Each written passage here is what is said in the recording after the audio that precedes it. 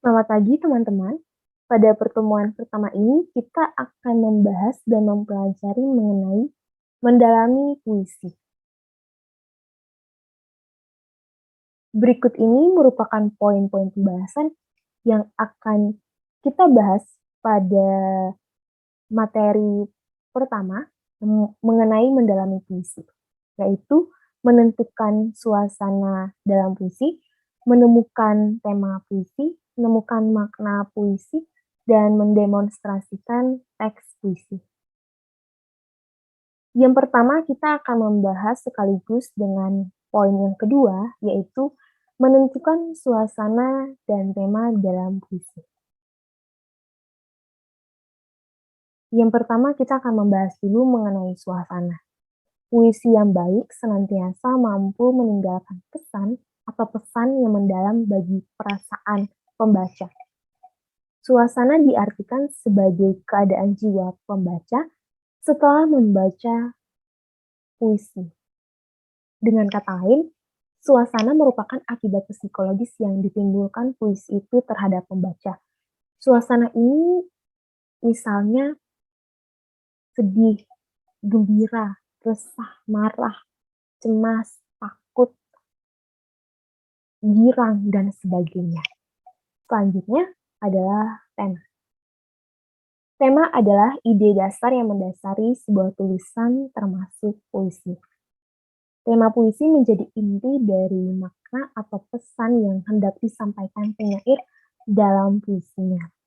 Tema puisi akan sangat menentukan penyair dalam memilih serta menentukan kata-kata apa yang akan digunakan dalam puisinya.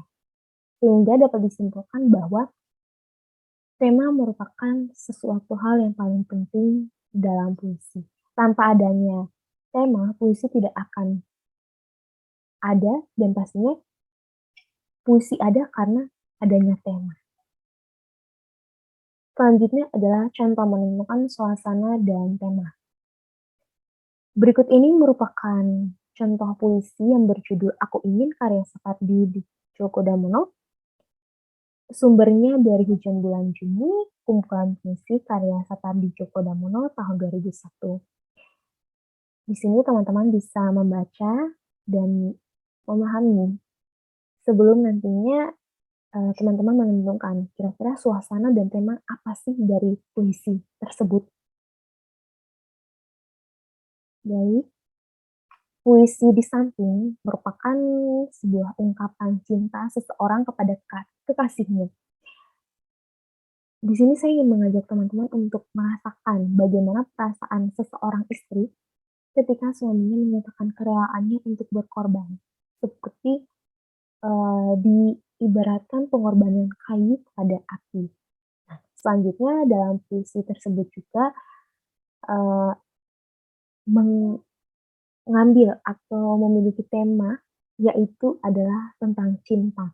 Nah, tema ini dapat dengan mudah ditemukan karena adanya pengulangan kalimat "Aku ingin mencintaimu dengan sederhana" sebanyak 2 kali, sehingga dapat disimpulkan tema dari puisi tersebut adalah tentang cinta. Selanjutnya menemukan makna puisi dan contoh. Pesan yang ingin disampaikan oleh penyair itulah yang dimaksud dengan makna. Tentu saja, pesan atau makna yang terkandung di dalam sebuah puisi tidak hanya berisi satu, melainkan lebih. Mungkin 3, 4, 5, dan sebagainya. Berikut ini ada satu contoh. Di sini saya mengambil dari puisi Sajak Anak Muda karya W.S. Chandra. Sebetulnya ya teman-teman, makna yang terkandung di dalam puisi tersebut ini sangat banyak. Mungkin kalau tidak salah ada 4 sampai 5. Sehingga nanti setelah teman-teman membaca puisi tersebut, saya ingin meminta teman-teman untuk, mmm, menemukan, kira-kira teman-teman menemukan makna-makna apa saja, nanti teman-teman bisa menuliskan melalui grup, WhatsApp. Nah, di sini contohnya adalah teman-teman melihat dulu nih dari laris puisi. Di sini contohnya, dasar pendidikan kita adalah kepatuhan, bukan pertukaran pikiran. Ilmu sekolah adalah ilmu hafalan dan bukan ilmu latihan menguraikan. Nah, makna yang terkandung dalam larik tersebut adalah Pendidikan di Indonesia lebih banyak ditujukan pada hafalan teori, bukan pemahaman atau suatu konsep, bukan penguasaan konsep dan keterampilan. Selanjutnya bisa teman-teman cari dan nanti teman-teman kirimkan melalui WhatsApp group. Nah, selanjutnya mendemonstrasikan teks puisi, yaitu membaca puisi. Jika teman-teman melakukan kegiatan membaca puisi, maka ada beberapa hal-hal yang harus diperhatikan. Yang pertama, rima dan irama. Rima dan irama diartikan sebagai sesuatu hal yang perlu untuk diperhatikan pertama-tama. Rima dan irama diartikan sebagai apakah puisi tersebut harus dibacakan secara cepat atau lambat.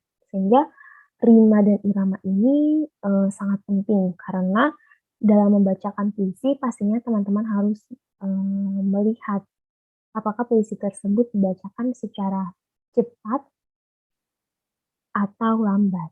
Sehingga teman-teman harus sangat memperhatikan.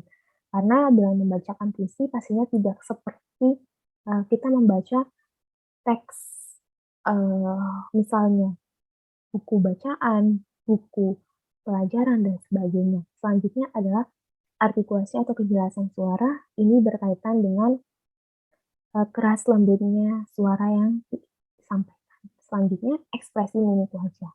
Ekspresi mimik wajah ini harus bisa disesuaikan dengan isi yang terkandung dalam pesan, isi yang terkandung di dalam puisi tersebut. Misalnya ekspresi yang dibacakan adalah puisinya sedih, maka mimik wajahnya juga harus menunjukkan ekspresi kesedihan. Selanjutnya mengatur pernafasan.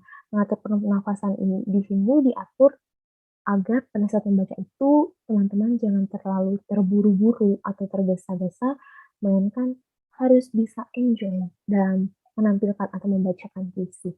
Dan yang kelima adalah penampilan. Penampilan ini juga sangat penting untuk diperhatikan. Misalnya penampilan dari kostum, dari make-up, rambut, dan sebagainya. Nah, di samping itu ada 3 hal juga yang harus teman-teman perhatikan, yaitu vokal. Vokal ini berkaitan dengan kejelasan artikulasi atau penyebutan huruf atau kata atau kalimat itu harus jelas agar tidak menimbulkan makna yang berbeda ketika pendengar mendengarkan. Dan yang kedua ekspresi, dan yang ketiga adalah intonasi keras lembutnya suara. Teman-teman, berikut ini beberapa teknik membaca puisi yang bisa digunakan.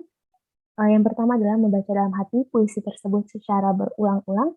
Yang kedua, memberikan ciri pada bagian-bagian tertentu, misalnya tanda jeda pendek dengan tanda garis miring 1, dan jeda panjang dengan tanda garis miring 2. Mohon maaf, di sini penjedaan pendek diberikan pada frasa, sedangkan penjedaan panjang diberikan pada akhir klausa atau kalimat. Selanjutnya, teman-teman harus bisa memahami suasana dan menghayati tema dan makna puisinya, serta mampu menghayati suasana tema dan makna puisi untuk mengekspresikan puisi yang akan dibaca. Berikut ini merupakan beberapa sumber referensi yang digunakan.